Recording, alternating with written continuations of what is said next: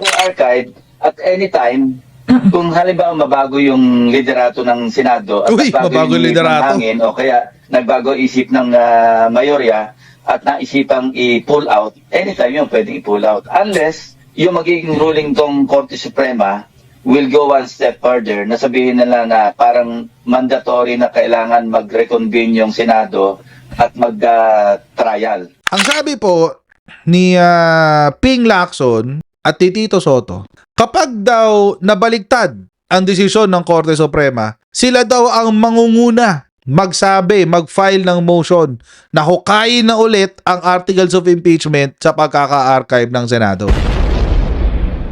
Mukhang nagkakaroon ng kaunting ray of hope o nagkakaroon ng kaunting pag-asa ang ating impeachment complaint.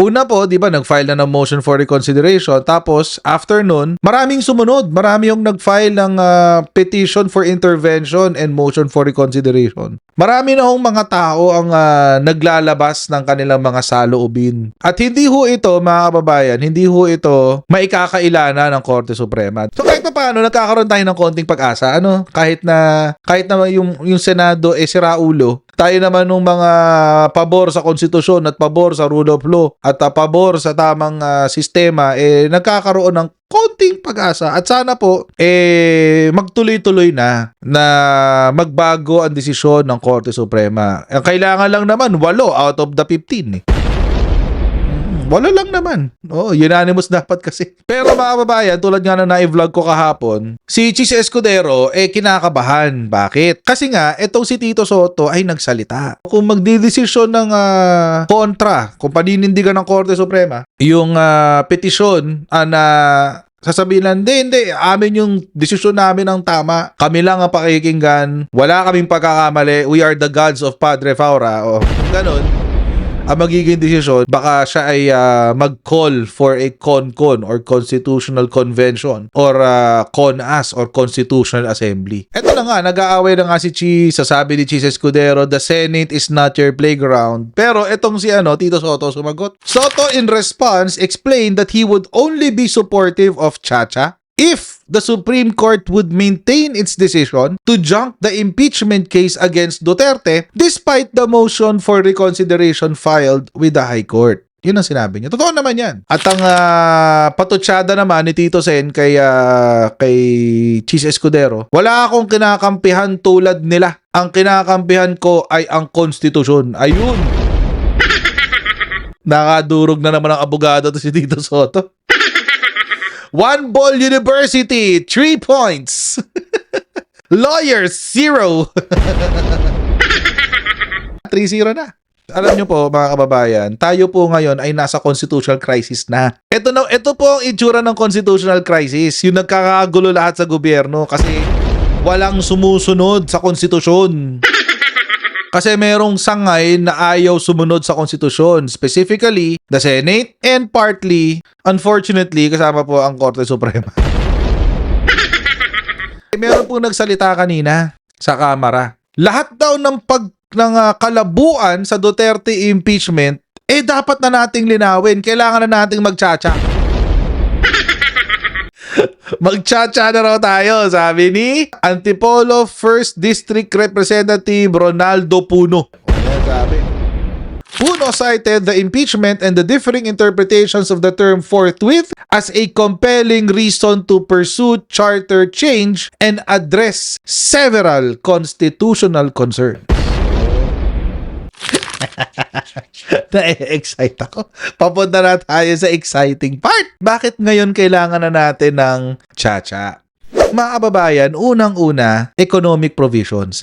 Napakaraming investments, napakaraming investors ang nakuha ni Presidente Bongbong Marcos. Alam niyo ho ang limitasyon nila, ang pumipigil sa kanila, sarili nating konstitusyon. Halimbawa ho kayo, magnenegosyo kayo. Sasabihin ko sa inyo, gusto mo magnegosyo sa lugar namin? Sige, hati tayo sa kitaan.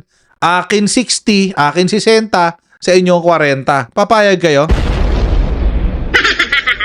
Ikaw ang gagastos ng lahat, ha? Ikaw ang mag-lease ng lupa, ikaw ang mag-invest, ikaw ang magpatayo ng building, ikaw lahat, ha? Pero bigyan nyo ako, bibigyan nyo sa akin 60%. Munta nga, di ba? Kaya wala akong namumuhunan sa Pilipinas. Kung tatanggalin mo yung provision na yon, malamang sa malamang, mas maraming mamumuhunan sa Pilipinas. Itong sa accountability of public officers. Nakita naman natin kung paano minanipulate ng Senado yung Article 11. Kung paano nakialam ang Korte Suprema sa Article 11. Kung paano may pagkukulang ang Article 11. Bakit? Kasi sige, linawin na lang natin. Instead na forthwith, immediately na lang.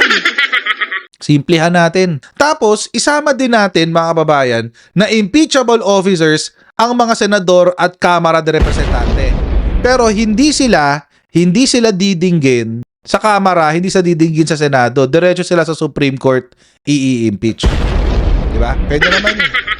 Ang sabi po ni Ping Lacson at ni Tito Soto, kapag daw nabaligtad ang desisyon ng Korte Suprema, sila daw ang mangunguna, magsabi, mag-file ng motion na hukayin na ulit ang articles of impeachment sa pagkaka-archive ng Senado. Kung archive, at any time, kung halimbawa mabago yung liderato ng Senado at Uy, mabago yung liderato. ng hangin, o kaya nagbago isip ng mayorya at naisipang i-pull out, anytime yun pwedeng i-pull out. Unless yung magiging ruling tong Korte Suprema will go one step further, na sabihin nila na parang mandatory na kailangan mag-reconvene yung Senado at mag-trial. So again, the question is this. Ano ba yung chances na ang Supreme Court ay babaliktad sa kanilang sariling desisyon? Meron po interview si Dean Mel Santamaria. He gave a very interesting take on this. Kung si Rodante Marcoleta ang sinasabi niya, malabo nang mangyari yan. Oo, wala pang nangyayari. Take note, ang sinabi niya, wala pang nangyayari. Wala pang nangyayari na bumaliktad ang Korte Suprema. Actually, meron pong mga instances na bumaliktad ang unanimous vote ng Korte Suprema. But anyway, opinion niya yun. Hindi naman legal opinion yun eh. That's his political, that is his opinion as a politician. Ito naman si Dean Mel Santamaria, sasabi niya, mataas daw yung porsyento na babaliktarin ng Korte Suprema yung kanilang desisyon. Ito po yung kanyang sinabi. Para sa akin, opinion ko lang, siguro kung liligyan natin ng percentage, siguro mga 60, 70, 30 winning side. Sapagkat ang aking base dito yung decision mismo at saka yung motion for reconsideration ng Office of the Solicitor General. Ibang klase yung ginawa nilang motion for reconsideration. Almost ang argument nila ay factual. Itong fact na to mali, ito mali, ito mali, ito mali. Kaya kung titignan mo yung version ng motion for reconsideration, talagang mag-iiba ang istorya. Tingnan natin yung mismong artikulo o provision ng ating konstitusyon. Ang sabi ganito, no impeachment proceedings shall be initiated against the same official more than once within a period of 1 year. Isali natin sa wika natin. Walang impeachment proceeding ang isasagawa laban sa parehong opisyal ng mas marami sa isang beses sa loob ng isang taon. So ano ang antecedents nung mas marami sa isang taon? Proceedings. Yung proceeding. Correct. Hindi yung complaint. Kahit na ilang daming complaint ang ginawa mo, basta isa lang ang proceeding mo sa isang taon, ayos na ayos yun. Iyon yung February 5, 2025. Yung pang-apat. Doon lahat nangyari yan. Opo, yung sinasabi nyo, yung pang-apat. Yun po yung sinasabi yung proceeding. Yung fourth apat. impeachment complaint. O, yung proceeding, Lahat, iyon yung apat. lahat nung araw ng February 2025. Isang session, isang proceeding, kahit ilang ilamp mo doon, isa lang yon. Kaya ilang sinasabi ni Ascuna, Tama. hindi one complaint. Once, one proceeding every within year. a period of 1 year. At ang antecedents ng once is proceeding. Diba? So, kung titignan mo, anong tinutukoy ng once? Ang tinutukoy ng once, hindi yung complaint, kundi yung proceeding. Yung proceeding. Kaya kung magkakaroon ka ng isang proceeding, ilamp mo na lahat yan ng mga complaint sa isang session na yon noong February 5, tumupod ka. sa konstitusyon. Iyon ang sabi ni Ascuna. Tama naman. Kasi hindi pinag-uusapan yung dami ng complaint. Ang pinag-uusapan yung proseso, isang proceeding. So, regardless kung maraming complaint, basta dumaan lang siya sa isang proceeding, dapat lusot siya. Hindi ko naisip yun, ha? Kaya ka justice Ascuna eh. Kapag pinanindigan nila yung kanilang pagkakamali, mga kababayan, lalo na may mali sa facts. And mga, Diyos ko, my goodness. Wag sana. That's the worst case scenario. Lalo sa katulad ko. Di ba? Hindi lang naman ako yung law student sa Pilipinas. Marami kaming gusto mag-abogado.